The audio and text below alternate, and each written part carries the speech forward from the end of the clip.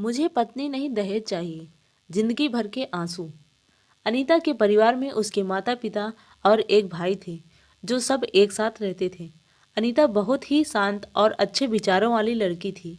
उसके पड़ोस में एक लड़का रहता था, दीपक। दीपक भी बहुत ही अच्छा लड़का था।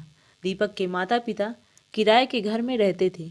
अनीता को दीपक पसंद था और मन ही मन प्यार भी करती थी।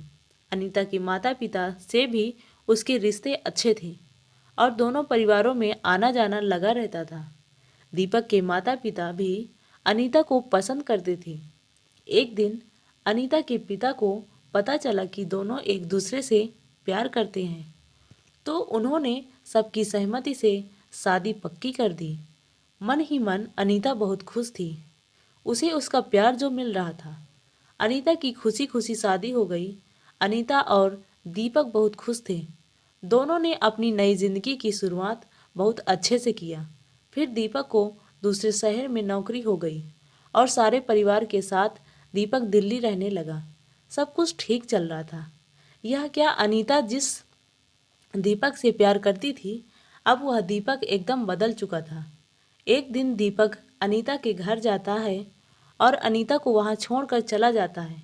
कुछ दिन बीत जाते हैं, लेकिन दीपक अनीता को लेने नहीं जाता है। दीपक ने अनीता के माँ बाप से कुछ रुपयों की मांग की। अनीता के पिता को लगा कि शायद उसके दामाद को पैसों की ज़रूरत होगी, इसलिए उसके पिता ने जैसे तैसे बड़ी मुश्किल से 3 लाख का इंतजाम किया। फिर दीपक अनीता को साथ ले गया, लेकिन धीरे धीरे हालात बिगड़ने लगा। कुछ दिन बाद फिर से दीपक ने अनीता को उसके मायके में छोड़ दिया और फिर कुछ रुपयों की मांग किया। अब अनीता के पिता को लगा कि अनीता की ज़िंदगी का सवाल है, तो उन्होंने फिर से कर्ज लेकर कहीं से पैसे इकट्ठे किए और दीपक को दे दिए। अनीता पूरी तरह से टूट चुकी थी। वह कितना प्यार करती थी दीपक से, पर अब दीपक का असली चेहरा उसके सामने था। दीपक के घर वाले भी पैसे के लिए अनीता पर बहुत अत्याचार करते थे, मारपीट करते थे।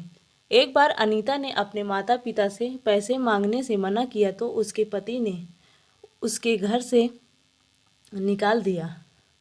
अनीता अपने माता पिता के घर चली गई और दीपक पर मुकदमा दर्ज कराया, लेकिन दीपक अनीता को लेने नहीं आया। अनीता अपने माता पिता पर बोझ बनना नहीं चाहती थी। उसने एक स्कूल में पढ़ाना शुरू किया। अब वह अपनी ज़िंदगी जी रही थी, लेकिन हर लड़की चाहती है कि वह अपने पति के साथ खुशी खुशी रहे।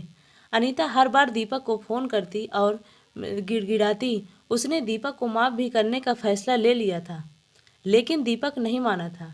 अनीता दीपक से अब भी प्यार करती थी।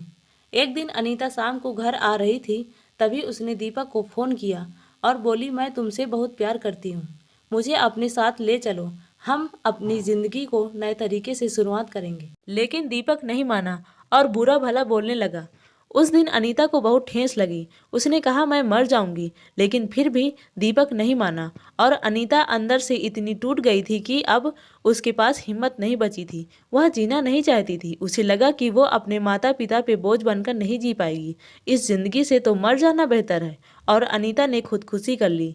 इसमें अनीता की क्या गलती थी? और उसके माँ बाप जो अपने बच्चे के आने का राह देख रहे थे, लेकिन अब अनीता लौटकर नहीं आने वाली थी। हमें कभी भी अपने जीवन से हारना नहीं चाहिए, हमें ज़िंदगी से लड़ना चाहिए। कहते हैं ना, जिंदगी तो लड़कर ही जी जाती है, जो हार गया वो मर गया। अगर दीपक उस दिन मान जाता तो अनीता आज बच जाती। और हमारे देश में आज दहेज के लिए पता नहीं कितनी ऐसी अनीता मर रही हैं। हमें ऐसा नहीं करना चाहिए। आज आप किसी के साथ ऐसा करोगे तो कल आपके साथ भी ऐसा होगा। हमें दहेज का विरोध करना चाहिए। ना जाने दुनिया में कितनी लड़कियां दहेज का शिकार हो जाती हैं। इसमें उस मासूम लड़की की क्या गलती थी? बस इतनी कि वो एक लड़की है। हमें अपने समाज में ऐसी प्रथा का विरोध करना चाहिए।